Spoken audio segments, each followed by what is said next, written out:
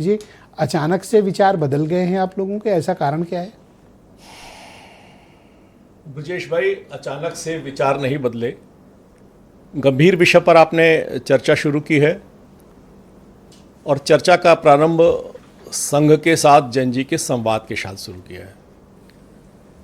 ब्रजेश भाई, राष्ट्रीय स्वयंसेवक संघ 1925 में बना और जब बना तो नागपुर के मोहिते के बाड़े में विजयदशमी के दिन ऐसे ही 7-8 किशोरों के साथ बैठकर यह राष्ट्रीय स्वयंसेवक संघ बना।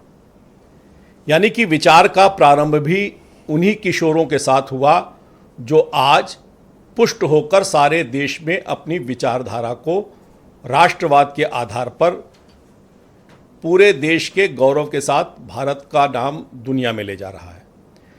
देखिए, परिवर्तन के साथ संस्कार के साथ आगे की सोच युवाओं में ही रहती है और वो संघ के मूल विचार में समाहित है। जी, संघ से प्रेरित जो भी संगठन है, वे भारतीय जनता पार्टी होंगे और वैचारिक संगठन होंगे। इसके मूल में भी जब जनसंघ बना तो जनसंघ के बारे में सबसे बड़ा आरोप यही लगता था कि जनसंघ तो वो संगठन है जो बच्चों का, युवाओं का संगठन है, ये देश की राजनीति में कैसे परिवर्तन करेगा, ये तो परिवर्तन कर ही नहीं सकता है। उस समय के जो राजनीतिक दल थे, जो स्थापित थे, वे इस बात को मानने को ही नहीं तैयार थे कि ये जो यंगर जनरेशन की राजनीतिक दल है, एक विचारधारा के साथ आया है, अभी अभी बना है, कैसे देश को आगे ले जाएगा।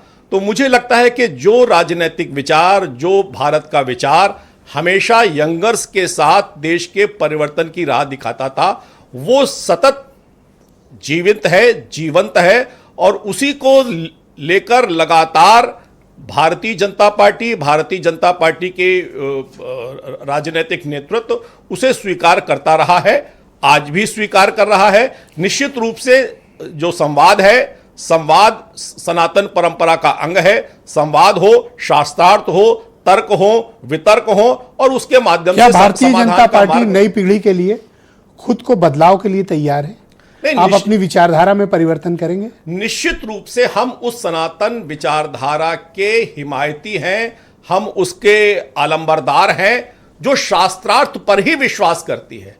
हम युद्ध में विश्वास नहीं करते। हमारे यहां तो बड़े निर्णय, शंकराचार्य ने जब 7 वर्ष की अवस्था में एक संन्यास लेने की बात की तो उनकी मां ने एक वचन लिया।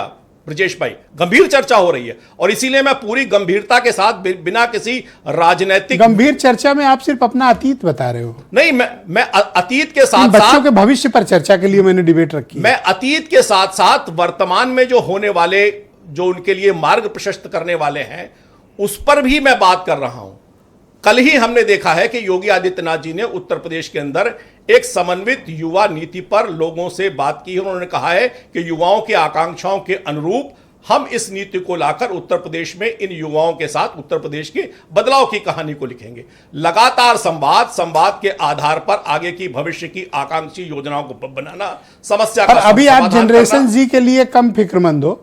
ये फेसबुक और इंस्टा इनका कैसे डाउन हो जाए, इस पर आपकी चिंता ज्यादा है? नहीं, ये आपको लगता होगा, ये आपकी समझ होगी, लेकिन मैं अपनी समझ की प्रामाणिकता के आधार पर बताता हूं कि भारत के परिवर्तन में, जिसे आप जंजी कहते होंगे, 7 वर्ष के आदि शंकराचार्य की बात करते होंगे, आप स्वामी विवेकानंद की बात करते होंगे, जब वो समर्थ गुरु रामदास के पास जाते होंगे और कहते हैं कि ईश्वर का दर्शन कराओ तब मैं ईश्वर को मानूंगा। ये सारी परंपराएं इस देश में रही हैं। देश इस विश्वास के साथ है और देश इन किशोरों के साथ आगे बढ़ने को तैयार है। मुझे लगता है कि संवाद के साथ और मार्ग खुलेगा और निश्चित रूप से हम समाधान। अच्छा, अब ये देशद्रोही लोग तो नहीं है? नहीं, निश्चित रूप से इस आंदोलन के पीछे कुछ लोग हो सकते हैं, लेकिन ये आंदोलन में शामिल जो लोग हैं, इनकी जो भावना है, इनकी जो समस्या है, हम उसके साथ है और समाधान का मार्ग निकालें।